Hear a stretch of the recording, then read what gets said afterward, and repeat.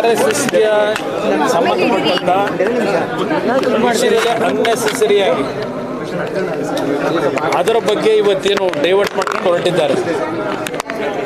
ಇವತ್ತು ಏನಾಗಿದೆ ರಾಜ್ಯದಲ್ಲಿ ಅಂತೇಳಿ ಡೈವರ್ಟ್ ಮಾಡ್ಕೊಂಡು ಹೊರಟಿದ್ದಾರೆ. ಇವತ್ತು ಇರ್ತಕ್ಕಂಥದ್ದು ರಾಜ್ಯದಲ್ಲಿ ಮಳೆಯ ಅನಾಹುತಗಳಿಂದ ಇಡೀ ರಾಜ್ಯ ಕಂಗಾಲಾಗಿದೆ.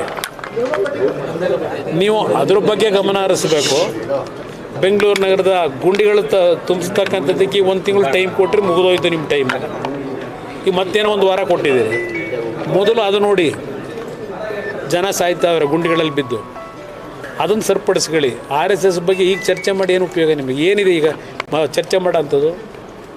ಅದರಿಂದ ನಾನು ಈ ಸರ್ಕಾರಕ್ಕೆ ಹೇಳೋದು ಇದೆಲ್ಲ ಬಿಟ್ಟು, ಯಾಕೆಂದರೆ ಕಳೆದ 2 ವರ್ಷದಿಂದ ಅಧಿಕಾರದ ಹಸ್ತಾಂತರದ ಬಗ್ಗೆನೇ 2 ವರ್ಷ ನಿಮ್ಮ ಕಾಲ ಕಳೆದಿದ್ದೀರಿ. ಹಲವಾರು ಬೆಳವಣಿಗೆಗಳಾಗಿದ್ದಾವೆ. ಅದೆಲ್ಲ ಒಂದು ಭಾಗ.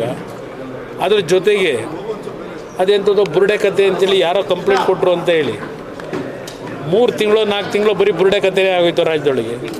ಅಂತಿಮವಾಗಿ ಸಿಕ್ಕಿದ್ದೇನೋ 0. ಈಗ ತಿಮ್ರೋಡಿಗೂ ಮೊನ್ನೆ ಏನೋ ಕೋರ್ಟಲ್ಲಿ ಈಗಾಗಲೇ ಅದು ಎಂಥದೋ ವೆಪನ್ ಇತ್ತು ಅಂತೇಳಿ ನೋಟಿಸ್ ಕೊಟ್ಟಿದ್ರಲ್ಲ, ಗಡಿಪಾರು ಅಂತೇಳಿ, ಅದಕ್ಕೂ ಈಗ ಸ್ಟೇ ಕೊಟ್ಟಾಯಿತು. ಏನು ಸಾಧನೆ ಮಾಡಿದ್ರಿ?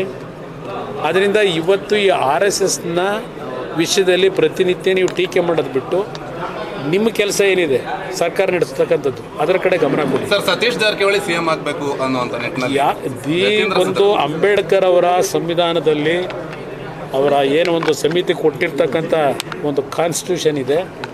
ಈ ದೇಶದಲ್ಲಿ ಯಾರು ಬೇಕಾದರೂ ಏನು ಬೇಕಾದರೂ ಆಗ್ಬೋದು ರಾಜಕೀಯವಾಗಿ. ಅದರಿಂದ ಒಂದು ಹೆಸರುಗಳನ್ನು ಹೇಳ್ಕೊಂಡು ನಾನು ಮಾತಾಡಬೇಕಾದ ಅವಶ್ಯಕತೆ ಇಲ್ಲ.